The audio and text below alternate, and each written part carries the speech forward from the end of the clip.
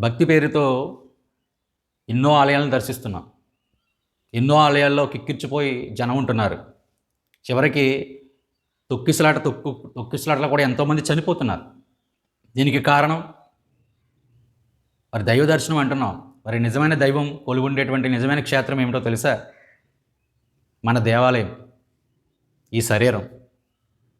దేహో దేవాలయ జీవో దేవో సనాతన అని చెప్పారు ఆదిశంకరాచార్యుల వారు.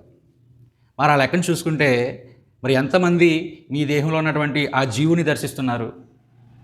నిజమైనటువంటి దైవాన్ని దర్శించడానికి అక్కడ దర్శనం ఖాళీగా ఉంది.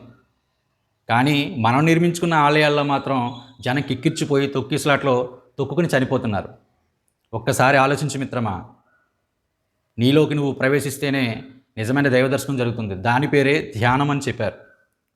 ఎప్పుడైతే మనం కళ్ళు రెండు మూసుకుని ఈ ఉచ్ఛ్వాస నిశ్వాసలు ఈ శ్వాసను గమనిస్తామో మనలో ఉన్నటువంటి అంతర్యామి అయినటువంటి భగవంతుని దర్శిస్తాము. దాని పేరే ధ్యానం అన్నారు. ధ్యానం అంటే శ్వాస మీద ధ్యాస.